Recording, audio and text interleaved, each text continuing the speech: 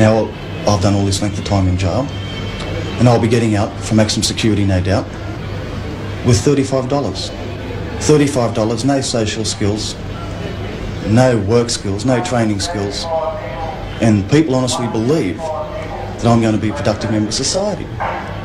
What are my choices, what are my options? Live in a halfway house, live in a park, or rob the ANZ? It's all part of the cycle of crime, a cycle that too often starts long before prison. It's in the boys' homes, the juvenile institutions, that the failure of the system begins. If you could get access to the files of the prisoners in this state, you would find that 80% have come up for the boys just like me. That's a lot of people, and altogether that's a lot of years spent incarcerated. The boys' home system was one based on military lines, where everyone marched around in companies of 60, where the day-to-day role would be digging up a paddock, not for crops, but to dig it up. And after you finish, you go and dig it up again. Any infractions of the strict little rules, you would be put on something like the Holy Stone, sliding a sandstone block about so big, backwards and forwards on your knees. You must have death for 8 hours, 6 hours. Or they'd put a child. Can you imagine putting an 11-year child, who's only a little kid, in an empty cell, and throwing a bucket of water in there on top of them in the middle of winter? And that's somewhere on the plain, out in the countryside where it's freezing cold. When I was 13, I ran away from homes, different institutions. To support myself, I had to steal. That was by mugging people, or just basically going into their house, picking up whatever I could to sell. If there was money there, I'd take the money. Anything else that would have come to mind to keep me surviving, I would have done. At the age of 13, to survive out there on your own isn't easy. The public may think it's a sob story that people who end up in prison come from juvenile institutions. The statistical fact is that disproportionately people in prison do come from homes, as they're sometimes euphemistically called, or institutions. And the reality of juvenile institutions is that they are really a training ground for prison. They make you brutal, they make you violent, they make you more likely, I think, to commit crime, which are characteristics that you carry on with when you go into prison. The prison environment is just the end of the line of the boys' home system. That's where any meaningful change might come in. That's doubtful too, because there's no votes. There's no votes with treating children better. You've got more sympathy for children in South Africa getting whipped in the street than you have children in New South Wales being tortured in isolation blocks. It's an insane situation. And those children are going to come to jail, and they'll spend a long time in jail, and they might get out and they might murder you. They might rob your local bank. They rotten criminals, bring them back to the gallows.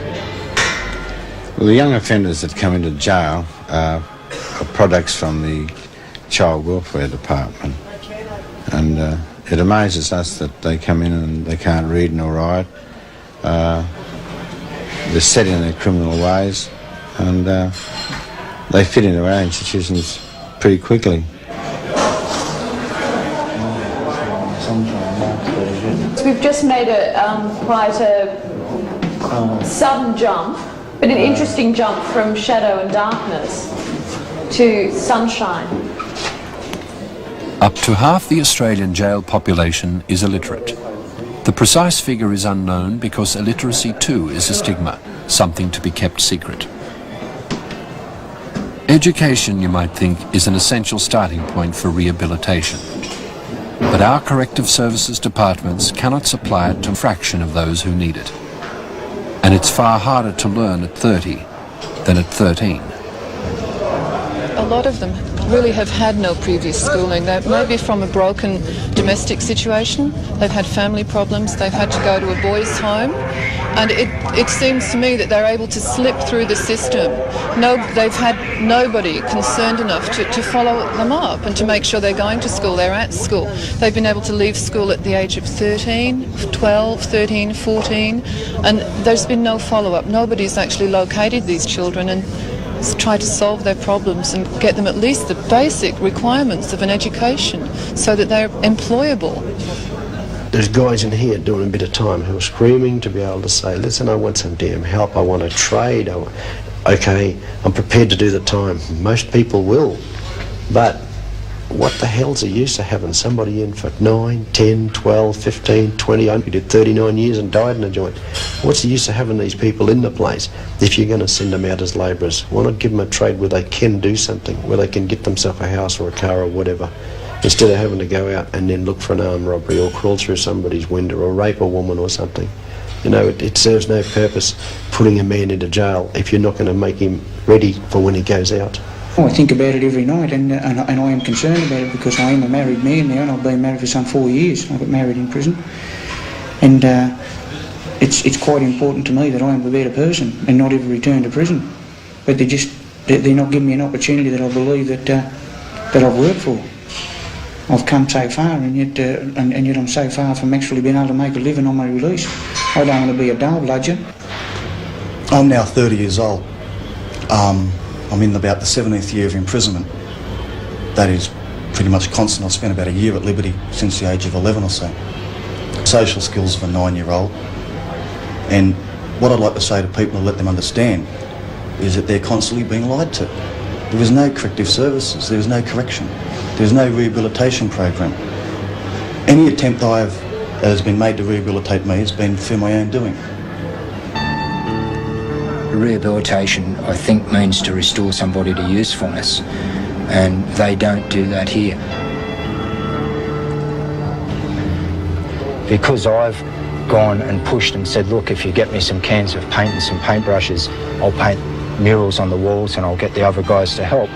Well, I had to push to get that done, and they agreed, the jail agreed to do it. And then it attracted media coverage, and as soon as that happened, that gave it a great credibility for the prison. And they said, here's more paint, here's more paintbrushes, you know, go ahead, we want more murals.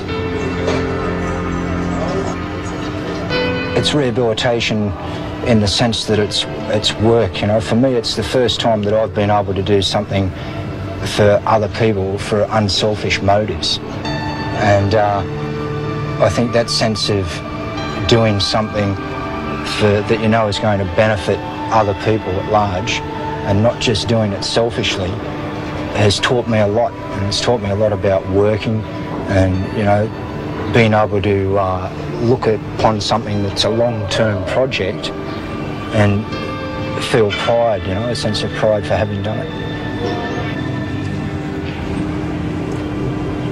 So far on this mural, there's about 25 different people who've worked on it. And a lot of those guys aren't painters. They've never painted before in their lives. Those guys get the personal satisfaction of being able to see something they've created that they didn't know they could do before.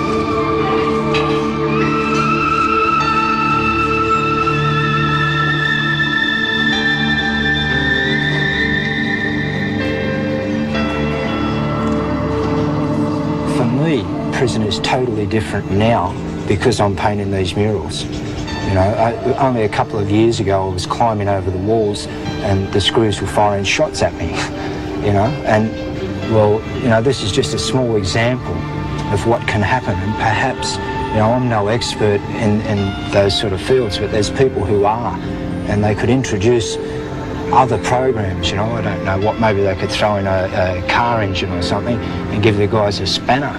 And, you know, I'm sure they'd be able to restore it. You know? There's so much talent here that is just lying dormant and is totally untapped.